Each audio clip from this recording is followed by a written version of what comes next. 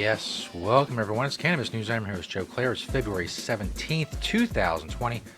Show, as always, presented to you by the Marijuana Times. Find us at marijuanatimes.org. Click the video tab there to find the show. A lot of great articles as well, social media links and more. marijuanatimes.org.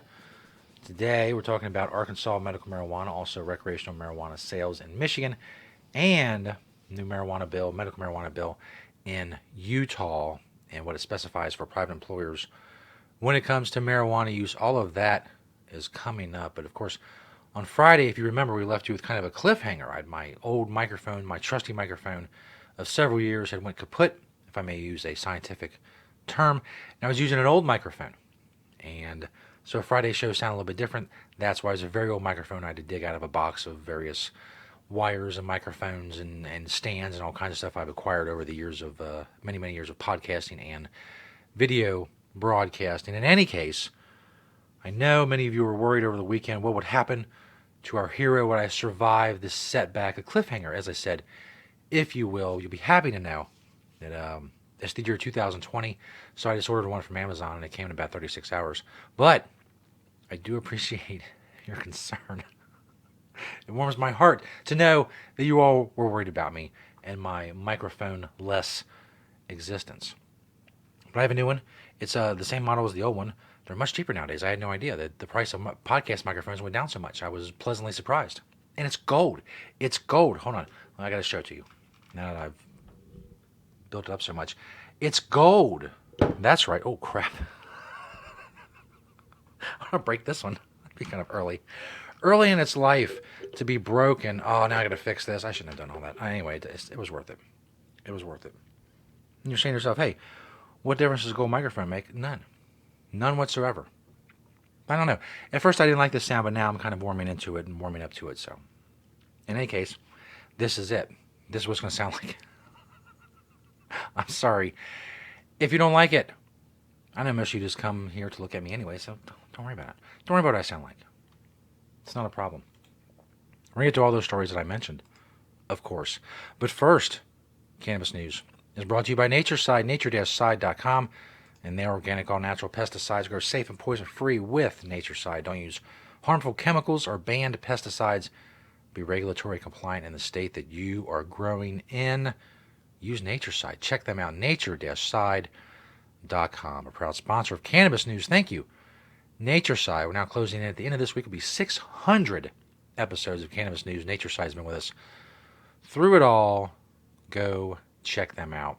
This first story by Julia Granowitz at marijuanatimes.org. Arkansas continues to see slow rollout of its medical marijuana program. We've talked about Arkansas off and on over the last several years. Not been a big topic, obviously, but they do have medical marijuana there. And they're attempting, a couple groups this year are going to attempt to get recreational legalization on the ballot. But let's check out what Julia has to say about their medical marijuana program. It's been about 4 years, she says, since voters in Arkansas legalized medical marijuana, and just over half of the state-approved dispensaries are open for business. It took some time for things to get to the point of approving dispensaries, with licenses finally being issued in January of 2019. Since then, there have been a lot of issues, apparently, in particular, the strict building requirements. Some dispensaries have had to start from scratch when it comes to building. Others, like Greenlight Dispensary, which was the first to open their doors to patients, only needed to make renovations to an existing structure, hence their speed of opening. Since Greenlight opened their doors, a little over half, 17 of 32, of the other approved dispensaries have opened. The most recent of those is Harvest House Cannabis and Natural Relief Dispensary. Literally every square foot of that dispensary will be under surveillance, said Scott Harden with the Arkansas Medical Marijuana Commission. Every facility has a vault. They're making sure that everything works, and they're checking once, twice, 3, 4 times, because it's so...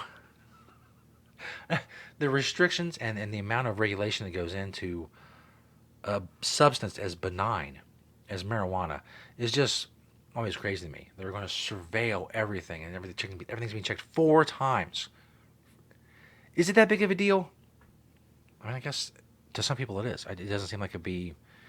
It doesn't seem to me like that much effort is needed. Never mind. No one cares. Arkansas Medical Marijuana Commission doesn't care what I have to say about what they're doing. I'm just going to put it this way. It's overkill. It's weed. Calm down. Even with only 15 dispensaries open until recently, the state has already sold almost 6,000 pounds of medical marijuana, brought in a total of about 38 million since May, according to the Department of Finance and Administration. There's supposed to be a maximum of 40 shops throughout the state. So things continue on a slow pace in Arkansas, which is better than many states we've talked about who have no medical marijuana programs whatsoever. It's progress relative to the lack of progress in other places. Let's put it that way. This next story from mlive.com out of Michigan. Michigan recreational marijuana sales increased 29% in January. As you know, there was when things started in December 1st, 2019. Recreational sales in Michigan, there was only 3 shops open. It's been a slow rollout there, but things are picking up. Recreational sales hit 9.8 million in January compared to nearly 7 million in December. The state for January will collect about 1.6 million in recreational sales tax revenue. Medical marijuana sales also increased slightly from December to January, from 24.9 million to 25.2 million. As far as cost, recreational cost, an ounce of recreational marijuana, an average, went down to about $512, down from $516. A large amount for an ounce of marijuana, especially compared to the black market. Even medical marijuana, an ounce increased from $267 to $276 per ounce, which still, black market in a lot of places, you can get some pretty quality marijuana for less than $276 an ounce. The Marijuana Regulatory Agency approved 24 new recreational marijuana business licenses and 53 new medical marijuana business licenses in January. So, again, progress. I mean, that's what a lot of this is just a slow build of what exists. And that's, I know a lot of people hate the way that is. I hate the way it is. The incremental, slow, constant, drip, drip, drip of progress. But there's no other way to do it. There's no other path to do it at this point other than a slow build that will never be good enough for most people in the end. It won't be legal enough. But we're going to have to fight for as legal as we can get it, which is not the same, and it's disappointing for a lot of people, myself included, like I said, but there's no other path to this. There's no quick, full legalization. We're never going to be happy with, most of us, we're never going to be happy with the amount of legalization that we end up with, whether it's state, federal, whatever. And that's a shame, but we're going to have to learn to live with it because that's, again, the very entities that prohibited marijuana in the first place are now in charge of implementing its legalization and regulation, and there's going to be problems with that. So, last story from Deseret.com. What am I? Desert News. That's Desert. Did I say Deseret? Deseret.com. Holy crap.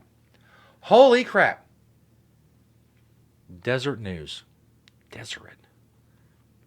I don't know. I guess I could blame that on cold medication. I'm still on it. So, yeah. Cold medication. Darn you.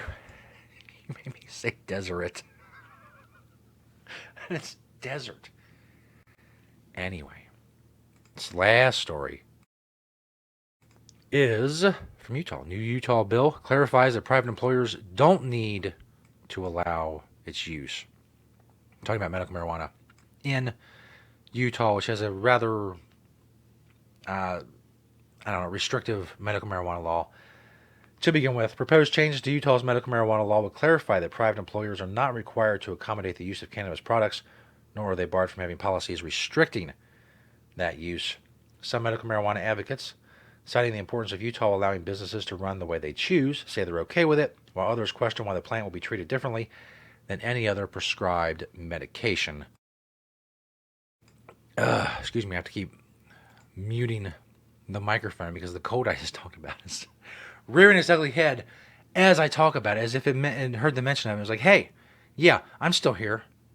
Go take some more cold meds. Poindexter. It's very mean. Very mean to myself. Anyway, personally, certainly, said Connor Boyack, president of the Libertas Institute, which worked on the medical marijuana ballot initiative and the compromised bill that replaced it, said I would be concerned if any company is taking any adverse action against a patient using their medicine, but our goal was to see that change through just through education and awareness rather than forcing them to change through the law. We've talked about this before, and I have my opinion on this is different than a lot of people listening to this right now or watching this right now and many in the cannabis community. I don't think private employers should be forced to accept marijuana users. I don't think the government should be able to tell a private business that they have to accept someone's marijuana use for any reason. And yes, I understand the prescription drug argument. That's true. It should be treated as any other prescription drug. But I also believe that private employers shouldn't have to accept people on prescription drugs either. If somebody's messed up on Percocets or Klonopin or some sort of muscle relaxer or whatever, a private employer should be able to discriminate against that person. Let's not beat around the bush. They should be allowed to discriminate against that person. Absolutely. They're coming in and they're going to have their job is going to be hampered because they're on some drug that's much more affecting on them, has much more of an effect on them than marijuana ever could. I don't think private employers should have to accept that. Now, would I shop somewhere that tests people for marijuana? No. I think it's stupid. I think it's hypocritical. I think that you're going to lose a lot of good people by judging people on the amount of THC that's in their pee. But you should be able to face the consequences for that and should have to face the consequences of that on the market. As I said before, what's going to happen if a lot of businesses, especially in this day and age, they don't want any marijuana users. So they've shrunk the pool of people that they can choose from, which is going to raise the prices they have to pay people to come take a job with them. And that's their own fault. And I would speak out against that company or let people know or share a story on Facebook that says this company still tests for marijuana. Yes, all that. Boycotts, shunning, Facebook campaigns, everything. Everything is on the table as long as it's voluntary. But I don't want the government telling a company they can't accept marijuana users. I don't want the government telling marijuana companies how much they have to sell, how much they can sell, what hours they're allowed to be open, what square footage they're allowed to have, what doors need to be locked. I'm not for any of that. So I'm not for them telling marijuana businesses how to run their businesses. I'm not for the government telling any business how to run their business. Now, obviously, if they defraud a customer or something along those lines, they infringe on the rights of someone, then that's different. But if you're voluntarily taking a job with someone and they have standards that they want you to adhere to, whether it's standards of intelligence or skill or physical ability or the fact that you're not hopped up on Percocets or that you're not stoned on marijuana, whatever it is, they should have that right. Now, whatever consequences they face, that's fine. But I am not for the government telling a company what to do. And no matter what the reason. And like I said, I understand the argument. I do. And I'm against, if a company asks my opinion, I would say, no, don't do that. But that's different from the government telling them, well, you have to accept these people. No, you don't. Why have a business? Why have a business at all? Why doesn't the government just run it? And we've seen historically how that goes. We see the things the government runs now, where there's no competition. The government has a complete monopoly on that. We see how that goes. We see the lack of innovation, lack of customer service, the lack of any incentive to do a good job. And to transfer that to private businesses and have the same people who screw up the things that they're in charge of, put them in charge of more stuff. No. I know a lot of people don't like that, and they disagree with me. That's too bad. You can't make the case to me that, a marijuana business should be forced to sell a certain amount. It should be capped to sell a certain amount, or should have price restrictions or price controls, or should be forced by the government to close at 8 p.m. You can't convince me in any of that. So you're not going to convince me that a private business has to accept a marijuana user. I don't think marijuana businesses should have to accept marijuana users. They will for obvious reasons, but I would be against a law that says if you're a cannabis business, you're not allowed to test for marijuana. Sure, test all you want and face the consequences of that. But again, that wouldn't happen for obvious reasons. But if it did, even in that circumstance, I'd be against the government telling them what to do. So here we are. And looks like that's what's going to happen in Utah. And as time goes on, it's less and less companies are going to test for marijuana because it's just not a big deal. and it's going to hurt their bottom line, and it's going to shrink the amount of people they can choose from when it comes to picking employees, and that's bad for business. Puts upward pressure on the wages you have to pay to get people to come into your business and work, and that's the consequences you have to face. But they should be market voluntary consequences, not forced the barrel of a gun from the government. Thanks everybody for checking out the show. New week here at the Marijuana Times and Cannabis News, closing on 600 episodes. Make sure you subscribe to the Marijuana Times on YouTube and click that notification bell so you know when a new episode has dropped. Thinking of Nature Side, nature-side.com. And they're organic, all natural pesticides. Thanks to all of you for watching and listening today. Keep sharing and liking and commenting on the videos and spreading the truth about cannabis with this show. Thanks for watching and listening today. We'll see you next time right here on Cannabis News.